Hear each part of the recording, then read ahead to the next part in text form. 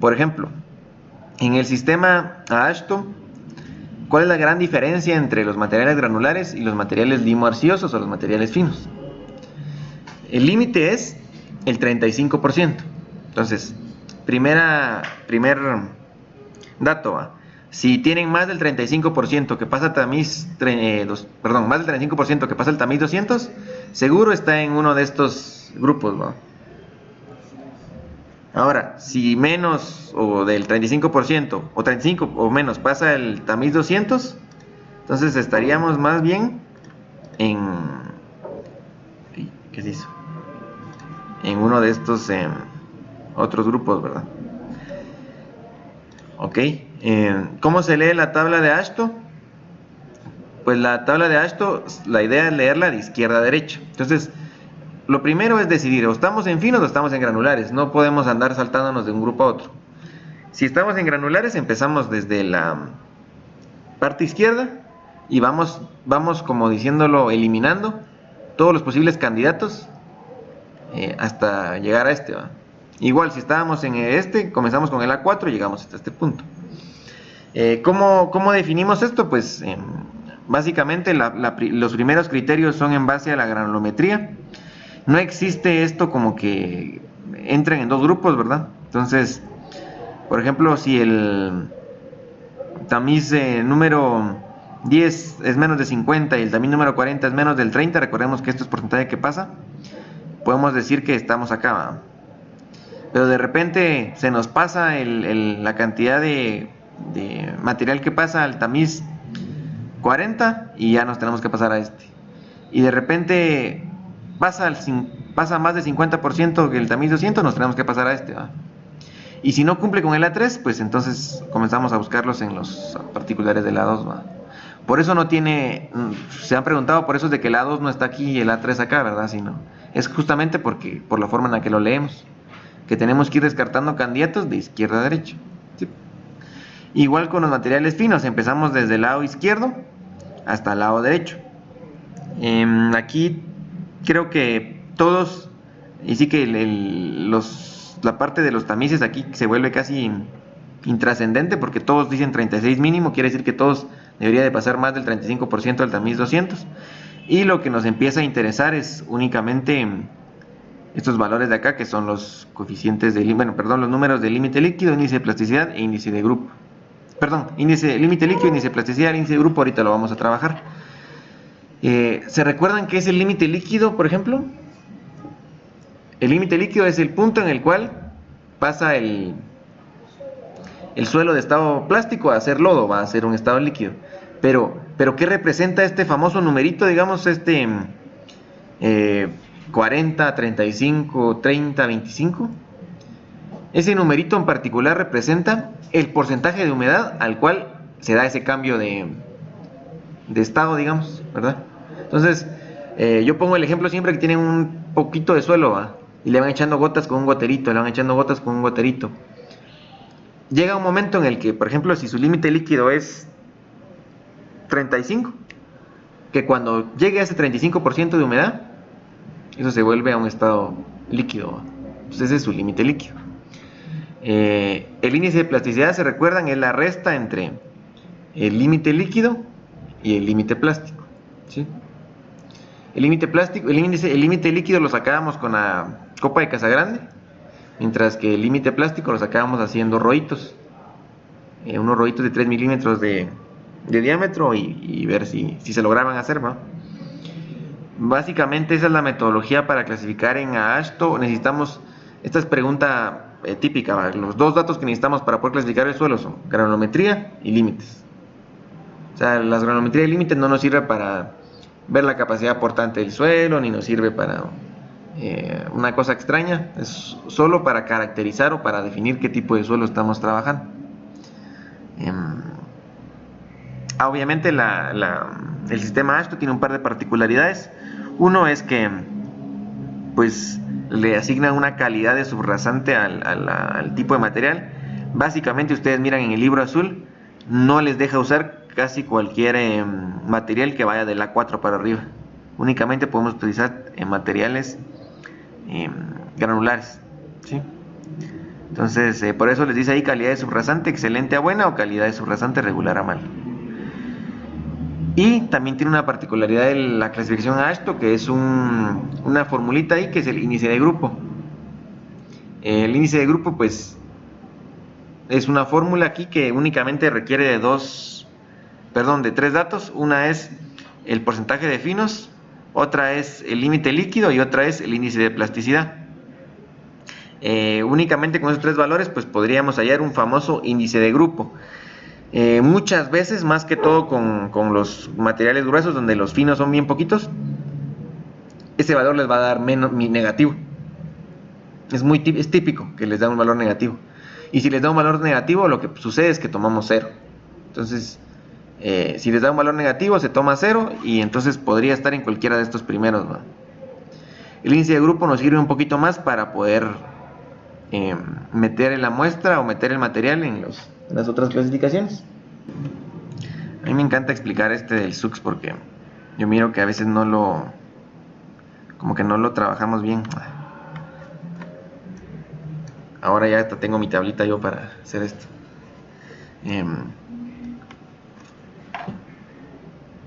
¿Se recuerdan? A ver, primera pregunta. ¿Se recuerdan cuál era el límite entonces entre finos y gruesos en el AASHTO? 35%. Pues miren de que en el sistema SUX no es el 35%, así que no son tan iguales, sino que es el 50%. Entonces tenemos que tener claro que la diferencia ahí es que en el sistema SUX la diferencia no es 35, sino es 50%. Se imaginarán ustedes que entonces que puede que haya un suelo que de repente es fino para que es grueso todavía para el AASHTO, pero ya es fino para el SUX, ¿no? Puede pasar. Aquí, si más del 50% es retenido en la malla número 200, nos quedamos en la tabla de los suelos gruesos. Y si menos del 50 es retenido o más del 50 pasa, que es lo mismo, me vengo a la tabla de los suelos finos, ¿sí? Con los suelos gruesos, esto es como un diagrama de flujo, ¿va? Con los suelos gruesos, el siguiente paso es definir si es grava o arena. ¿Cómo definimos eso? Si el 50% o más de la fracción gruesa se retiene en la malla número 4, o si más del 50% de la fracción gruesa se pasa de la malla número 4. Y ahí está como ya confuso, ¿va? Porque es fácil ver aquí en la tablita, por ejemplo, si el 50% pasa el número 200. Pero ¿qué es eso de la fracción gruesa, verdad? ¿Qué es eso de la fracción gruesa? Pues la fracción gruesa sería únicamente lo que pasa, digamos 100 menos este punto 40, si fuera en este caso, ¿va? Entonces, digámoslo así, 100 menos punto 40, tendríamos 99.6. La mitad de eso, 49.8. Si más de ese 49.8 pasa en la número 4, arena. Y si menos de ese 49.8, grava. Veamos aquí. El número 4 pasa porque solo se retiene 1.20%, entonces pasa más de 49%, entonces definitivamente esta no es grava, es arena, ¿sí? Entonces siempre hay que hacer ese chequeo. Yo me guío, ya en práctica, yo me guío mucho por los porcentajes de grava, arena y fino. No sé si ustedes aprendieron a sacarlos de una vez al sacar la granulometría. Se sacan estos tres valores, que es porcentaje de grava, porcentaje de arenas y porcentaje de finos. Porcentaje de grava es lo que se retiene en el tamín número 4, ¿verdad? 1.20. Porcentaje de arena es lo del número 4 menos lo del número 200. Y lo de los porcentajes de finos es solo lo que pasa el número 200, ¿sí? Repito, porcentaje de grava sería, si lo queremos ver así, 100 menos lo que pasa en el tamiz número 4. Porcentaje de arena, lo que pasa el número 4 menos lo que pasa el 200, ¿sí? Y porcentaje de fino, solo lo que pasa el número 200. Entonces, solo con ver esos tres numeritos yo ya puedo decir, no, esa no es grava, esa es arena, ¿verdad? Ahí miren qué gran porcentaje de diferencia hay entre el porcentaje de arena y... Entonces, de ahí nos podemos guiar. Si ya decidimos si es grava o arena, podemos regresar a la tablita Y entonces si es grava, nos quedamos de este lado, y si es de arena, nos quedamos de este lado. No tengan pena porque al final todo lo que resta acá es casi idéntico. ¿Qué se hace? Pues se chequean. En primer lugar, si es una grava bien graduada o pobremente graduada, o una arena bien graduada o pobremente graduada. ¿Cómo se chequea eso? Sacamos unos coeficientes CU y CC, que es coeficiente de uniformidad y coeficiente de curvatura, que pues es una formulita ahí, pero si no les puedo pasar un video de cómo se sacan, si no tienen no se recuerdan mucho cómo sacarlos. Si este valor está mayor que 4, perdón, y este está entre 1 y 3, fijo es bien graduado. Y si no, es mal graduado. O sea, ahí sí que o cumple con esto o no cumple con esto, ¿sí? Lo mismo para las arenas. Si esto es mayor que 6 y esto está entre 1 y 3, es bien graduada. Y si no cumple, de una vez es mal graduada, ¿sí? Entonces, si ustedes se recuerdan, la clasificación SUX tiene... ¿Se recuerdan de las letras, de las iniciales de la clasificación SUX? Tenemos G de gravel, de grava, S de sand, que es arena, tenemos una M que es para limos, que viene de mud, pero y C que es clay, que es arcilla. Entonces, todas las clasificaciones son una letrita más un apellido, si lo quieren ver así, ¿va? En el caso de W y P es bien graduada o mal graduada, ¿verdad? ¿Sí? Entonces, esa es la clave. O es GW o es GP, ¿va? No va a haber GW-GP, no existe, es solo una u otra. Lo que sí puede pasar es de que aparte de ser estas, tengan una clasificación doble, y entonces sean GW-GM o GC, o que sean SW o SP-SM-SC. Pero ¿cuándo cumplen eso?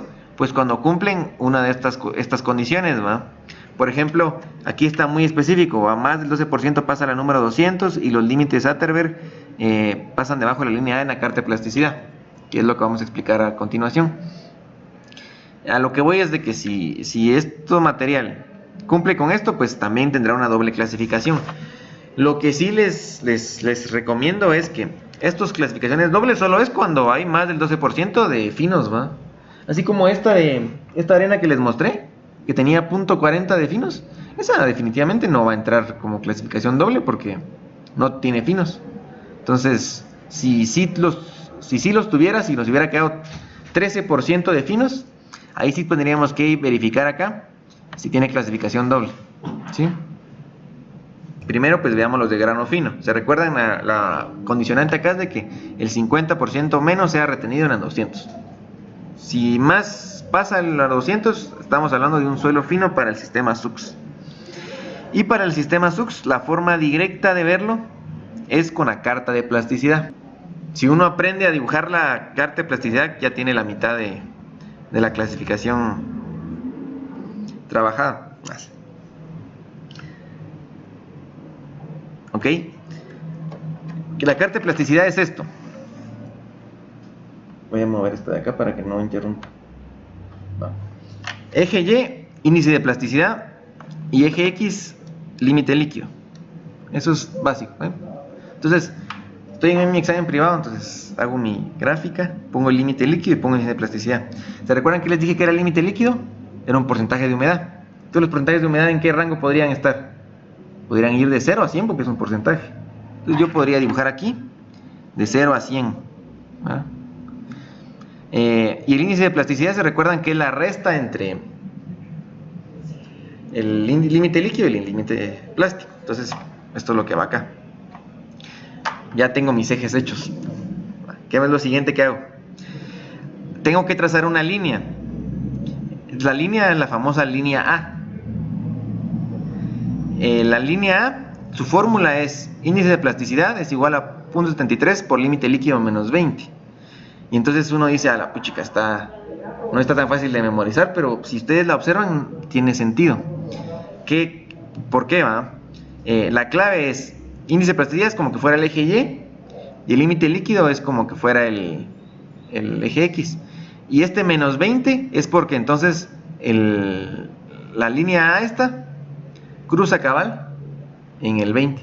Entonces, chica, no tienen que dibujarla al centavo, pero pueden dibujar ya una su línea ahí que digan, este cabal va a cruzar al 20, va. ¿Sí? ¿Para qué sirve la famosa línea A? Todo lo que quede debajo, limos. Todo lo que quede arriba, arcillas. Entonces, ya ahí ya tenemos un dato. Y de ahí, ya que dibujaron esta línea A, dibujan esta línea que es cuando el límite líquido es igual a 50.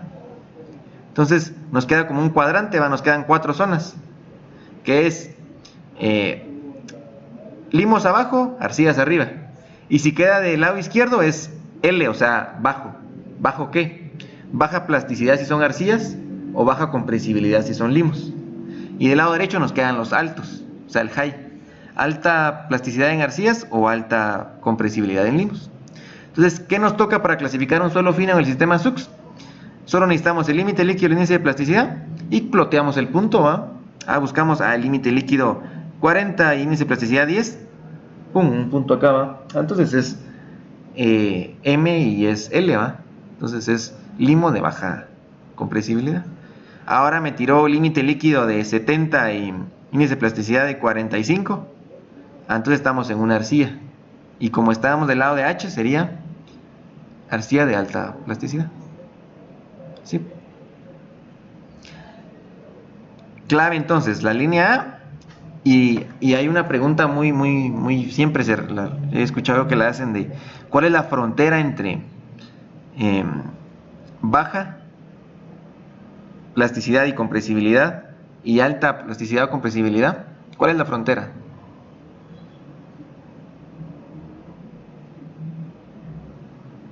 O, por ejemplo, ¿cuál es la frontera entre arcillas de baja plasticidad y arcillas de alta plasticidad?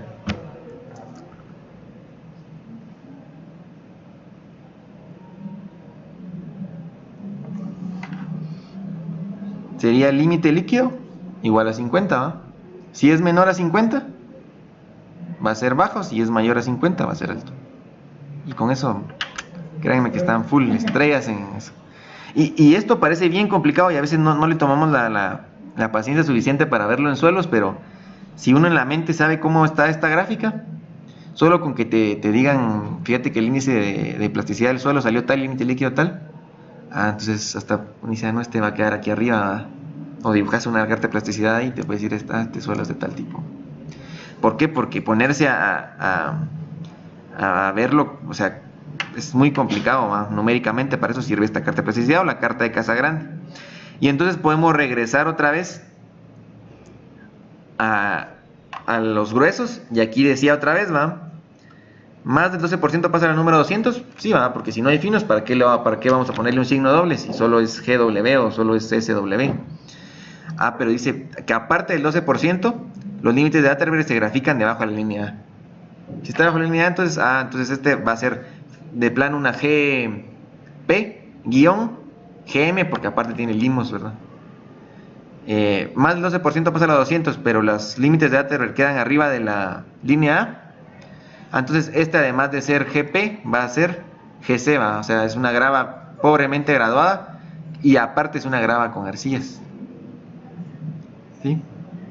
Entonces, clave, saber graficar la granulometría, sacar estos coeficientes y pues poder dibujar o poder conocer la carta de plasticidad o la carta de Casagrande. ¿Por qué está en blanco toda esta parte? A ver si alguien se da cuenta. Así. Porque aquí no pueden caer puntos, ¿verdad? Porque yo digo, puchica, ¿y qué pasa si me cae un punto acá? Solo observando la gráfica, ¿por qué creen que está en blanco?